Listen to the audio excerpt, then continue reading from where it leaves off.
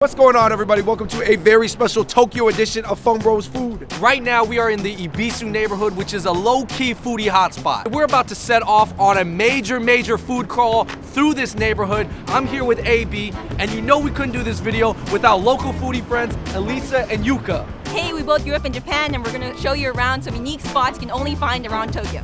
Let's go! YOUKA! Black House, they're famous for their Wagyu beef burgers. They're 100% Wagyu beef. What is so special about Wagyu beef? I hear about it all the time. It's basically cows that have been raised in Japan, and they're like top quality.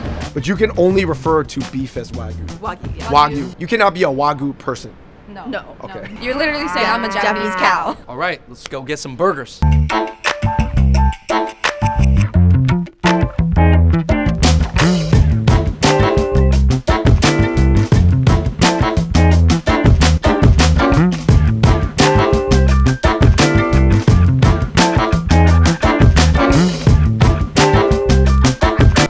Big black cow burger. Yo, this patty has almonds in it. The meat, Yeah. it has so much like umami, I guess. That's Japanese egg. It looks like... Oh, that's delicious. Yo, it just melts in your mouth. Would you guys say it does taste different from an American burger? I would say almost the patty tastes like a really tasty, like almost meatloaf. For how big the burgers were and how massive they look, it was actually a very delicate, nuanced taste. So I'm not even full yet. I thought I'd be full after this one. But you know what? I'm ready to eat some more. Let's go on to the next spot. We are at Gindako, a famous takoyaki place. Takoyaki is, it's an octopus ball. Do you guys see the size of these takoyaki balls? These are huge. This is a teritama flavor. It has teriyaki sauce, eggs, and cheese with, I think, a little spice on top. Look how perfectly round these balls are. No, those are the roundest takoyakis I've ever seen. These are huge and they're crispy. Look, they're not even getting squished by my chopsticks right now. Oh, straight up the best takoyaki I've ever had in my life. They feel hollow. Yeah, they were very fluffy actually once you got through the crispy outside. YOUKA, thank you so much for finding that spot. That is definitely the best takoyaki I've ever had. On to the next spot. All right, YOUKA, we just got to our third spot. It is Afuri ramen. Afuri ramen. What's so special about this spot? All their ramens are yuzu-based broths, so they have a citrusy kick to it. And we're gonna order off of here. Yep, you basically choose what you want, get a ticket, and then you give your ticket, and then they just bring your ramen out.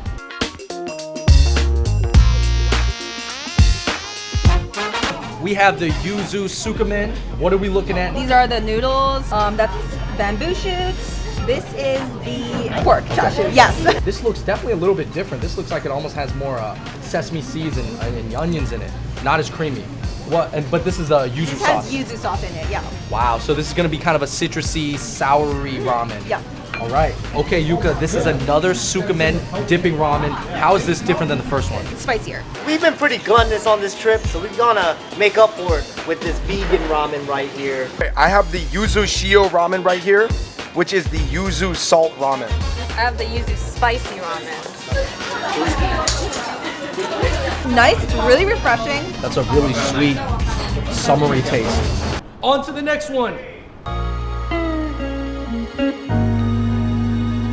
This is Serrano tofu. They have all kinds of tofu cuisine here. All right, let's check this out.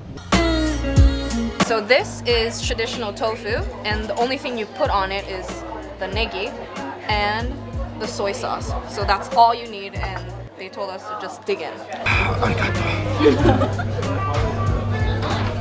Wow. Wow. It tastes like a high quality tofu, but it tastes like tofu. Okay. Let me be the judge of this tofu. That tofu is so soft, no grain to it. You know, scallions, I love that. Out of the basket, that's tradition. It tastes like tofu. It tastes like tofu. You won't get it out of me. It tastes like tofu. So they make the skin out of tofu. It's basically a film that forms when you heat up soybeans. Well, it's a tofu gyoza. It doesn't taste like tofu at all. You got to try this tofu cream. What's that sauce? It's like a fish roll mayonnaise tartar sauce. No, for real. Creamy, cheesy tofu feeling. So those are surface tofu skins. Yes. That have been skimmed and put on what? Over rice, and anpake is it's like a jelly like consistency soup thing. Okay. All right, that's it. That's out. Let's go.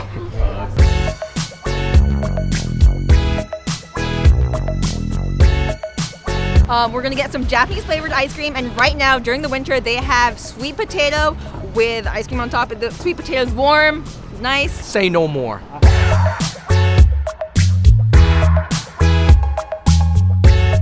Okay, we are looking at a sweet potato with ice cream on top. This is a dessert I've never had before. You can only find it in Japan. This is, I think, cherry blossom red bean. That's roasted green tea, and then the sweet potato. It's called yakimo in Japanese. Yakimo is adding a whole different texture. The mochi. This is pumpkin ice cream with a green tea, grilled mochi with red azukis. Yes. Gonna take some of that ice cream. The mochi is really soft. Oh my god, it's like a cloud in your mouth. Like just, oh my god. And when something's good in Japan, what do people say? Oishi. This one's called the mitarashi dango, which is like the soy sauce based. It's sweet and savory. Only salty and savory. The sauce is like a soy sauce, soy based. Wow. It's like a dessert soy sauce paste. Dessert soy sauce paste. That's something that you will not find in the States. Yo, that is a super unique flavor. This one's really interesting. Probably the most interesting dessert I've had in Tokyo so far.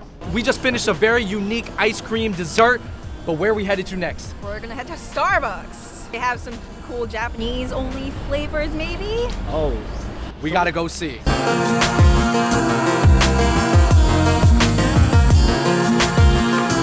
Obviously, we have Starbucks everywhere, but in America, we do not have matcha pound cake. Sometimes. Whoa, that's actually hella good. Best pound cake you've ever had. It's the best matcha bread I've ever had. Okay. So this is yuzu citrus tea, and it's only in Japan. So you have like yuzu bits underneath and citrus syrups. This is my favorite tea. This is egg custard pudding. This is like high quality custard pudding. This is milk tea pudding. That's really good. This is definitely the first time I've had this. All right, so we are wrapping up our unique Japanese food crawl. McDonald's is famous around the globe for localizing to whatever market they're in. Let's waste no more time.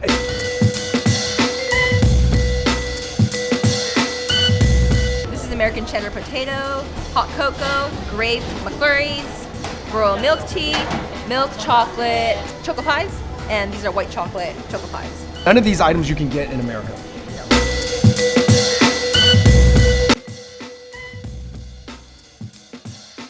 It definitely reminds me of Willy Wonka nerd candy mixed in with the vanilla McFlurry.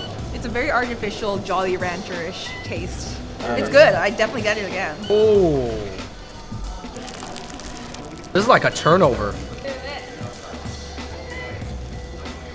The flaky choco croissant has got to be the most impressive part because I'm just looking at it and I'm almost impressed that came from McDonald's. Okay, that pretty much wraps up our Tokyo food crawl in the Ebisu district. We just wanted to show you guys a lot of food that you could not get in the United States because there is a lot of Japanese food out there, but these things were definitely unique. What was your guys' favorite things that we ate today? Definitely the tofu. The tofu was really good. I'm not gonna lie, McDonald's grape McFlurry just blew my mind.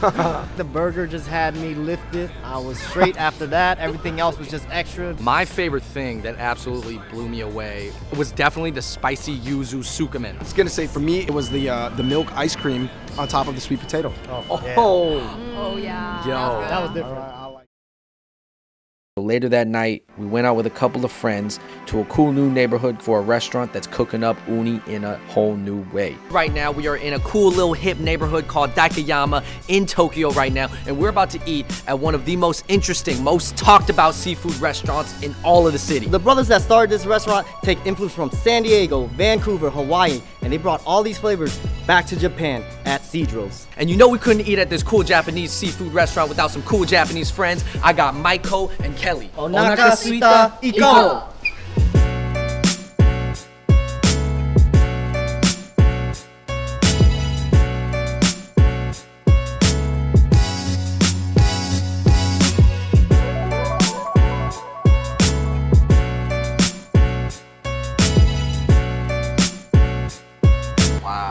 This is one of our best-selling dishes called uni crostini. Sliced baguette, we toast it with garlic butter, our homemade tomato sauce, and then fresh uni from Hokkaido. I've never even seen sea urchin on bread before. This is something new. Yeah, I would say it's a very unique dish. Other restaurants have actually tried to copy our dish because it became so popular, but we are the OG.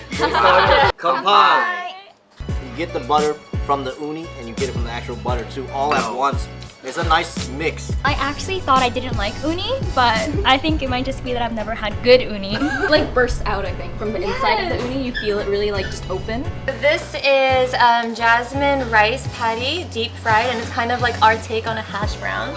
And then on top of that we have avocado puree, and then spicy tuna, and then smelt roe. I will tell you, that is a much different take on hash browns. That does not look like hash browns, but is that the rice patty? It like served as the bread, but as opposed to bread being so dry, the rice was still really moist inside. It just kind of broke down. Fried salmon tempura roll. Tempura is crispy enough on the outside, but the salmon, the Tasmanian salmon inside is rare. And outside is the uni cream sauce. First of all, that salmon has two different textures because it's cooked a little bit on the outside, has the crispiness of the tempura, and then there's the raw salmon on the inside. And then on top of that, you got the uni sauce on it. Uni guacamole. We have uni paste inside of the guacamole as well as fresh uni on top. Wow. And then we pair it with the shrimp cracker. You guys just remixed uni here.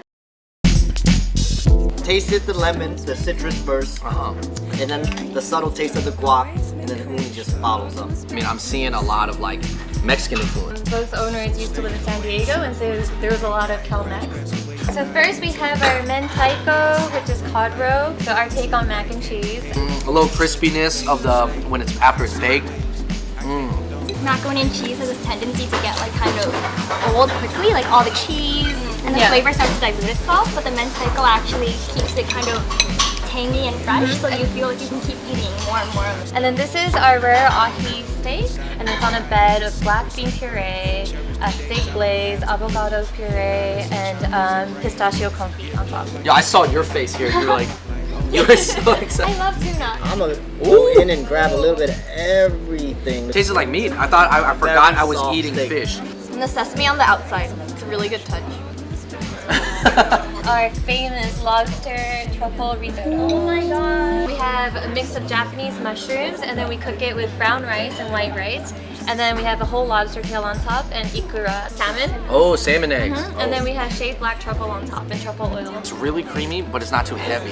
We enjoy the burst from the salmon eggs afterwards. Alright everybody, that wraps up our amazing seafood dinner out here in Tokyo in DAIKANYAMA at Cedros. Man, that was like, I saw some really inventive dishes today. Yeah, thank you so much, Reika, for like just helping us out. Oh my god. You guys also own a bar. It's actually 10 minutes away from here. A lot of people, come eat here and then they go to the bar afterwards, which is what I would like you guys to come do.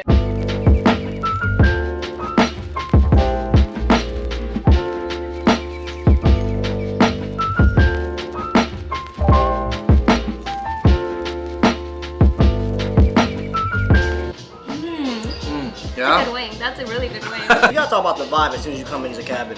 Earlier we were in San Diego somewhere eating. Now we're in, they took us to Denver or somewhere in Colorado. I was gonna say Colorado. Like all this attention to detail really comes together to create an experience that's not just good food, but really an environment where you can unwind. It's so nice how you're able to feel like you're being transported away somewhere. I had a bunch of flavors and dishes that I've never had before, and they weren't even necessarily Japanese dishes. In the comments below, let me know if there's any other cool inventive dishes that we really gotta check out, and we'll try to hit them up. And until next time, we out. Peace. Did anybody ever say that you would make maybe a good anime character? Yes!